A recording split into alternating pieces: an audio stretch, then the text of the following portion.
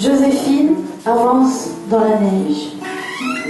Elle s'enfonce un peu plus dans la forêt. La lueur bleue qu'elle a vue vient du creux d'un arbre. Elle regarde à l'intérieur et découvre un objet étrange. Elle comprend que c'est en fait un calendrier de l'Avent. Il y a des petites portes datées et l'une d'elles brille de la lueur bleue qui l'a guidée jusqu'ici. Elle ouvre la petite porte datée du 4 décembre et un tourbillon l'emporte.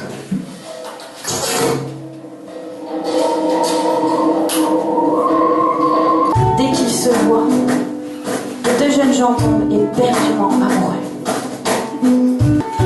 La nuit venue, Théo et le prêtre frappent à la porte. Ils attachent Damirène, la païonne, et lui volent la clé de la tour. Théo et Barbera sont maintenant mari et femme.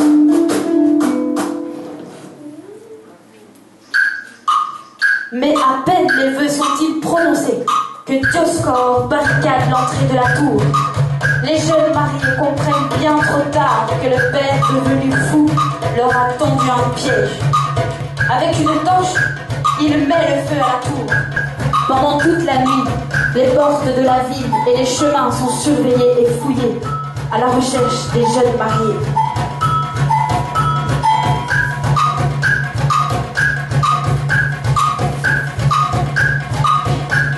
Ils réussissent finalement à atteindre une petite route sur laquelle les attend un attelage.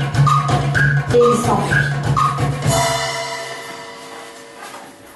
Une deuxième porte brille à la date du 5 décembre. Joséphine l'ouvre et elle est de nouveau emportée par le tourbillon.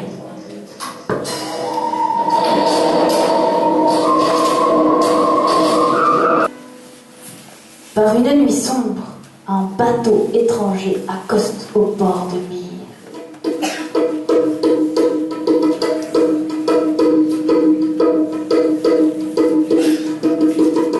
Un groupe de brigands de Babylone s'introduit dans la ville en silence. Tout à coup, une tempête éclate sur la mer. Le vent menace de faire chavirer le bateau. La foudre détruit le mât. Et le pont commence à prendre feu. Luca est complètement paniqué. Si le bateau prend l'eau, il va mourir noyé, car il est attaché et il ne peut pas nager. Il prie Saint-Nicolas de lui venir en aide. C'est alors que la tempête se calme.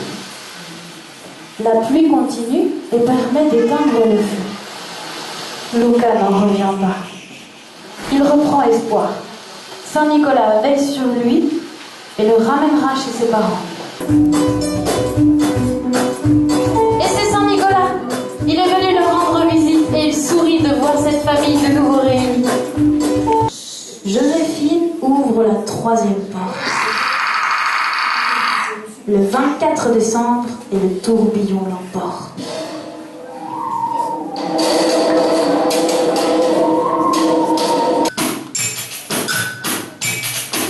Un jour, Maître Manuel se prépare à partir au marché pour vendre ses bœufs. Il va voir Chico et lui confie Boy Boomba, son bœuf favori. Chico est désespéré. Il voit bien que sa femme est plutôt mince et que son ventre pèse lourdement. Il a peur qu'elle ne tienne pas le coup quand elle accouchera. Mais que faire? Boy Boomba, le joyau de Maître Manuel, est le seul bœuf restant dans tout le domaine. Il se couche auprès de sa femme et trouve un sommeil agité. Boy Boomba, le bœuf ressuscité.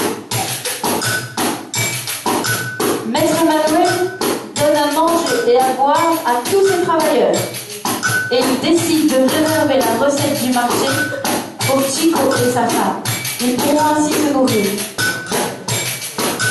Depuis ce jour, le 24 décembre, avant la messe de la Nativité, La fête de Boy Boomba est célébrée par des danses et des chants traditionnels dans tout le nord-est du Brésil.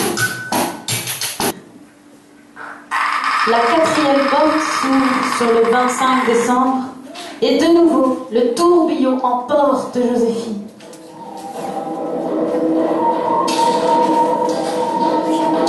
Mais pendant que tout le monde est concentré sur la Pananouliane, Baiani aperçoit des ombres qui bougent à travers la foule.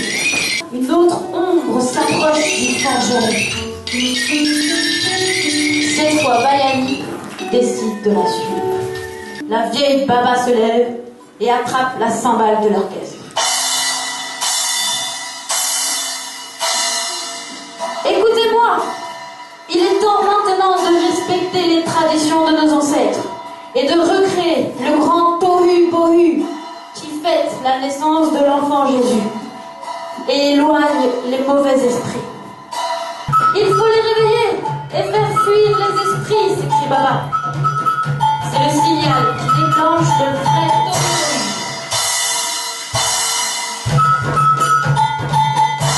Bohu. La lueur bleue apparaît dans la petite table de nuit. Joséphine ne comprend pas. Elle regarde dedans et... Oh, le calendrier! Mais comment est-il arrivé jusque-là?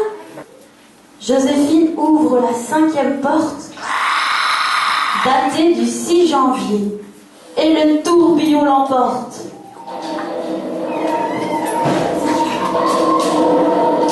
Nous sommes à la recherche d'un roi nouveau-né.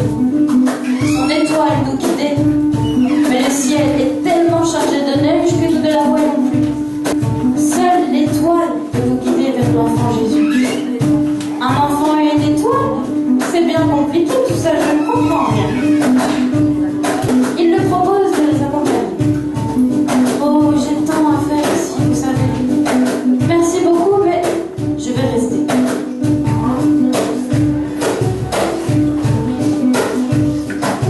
Elle ne trouve malheureusement jamais l'enfant Jésus. Mais à ce qu'on raconte, elle continue encore sa route. Grand-père commence à raconter. Comment, lorsqu'il avait 8 ans, par une belle journée de décembre où la neige était tombée, il a aperçu une petite lueur bleue au bout d'un chemin.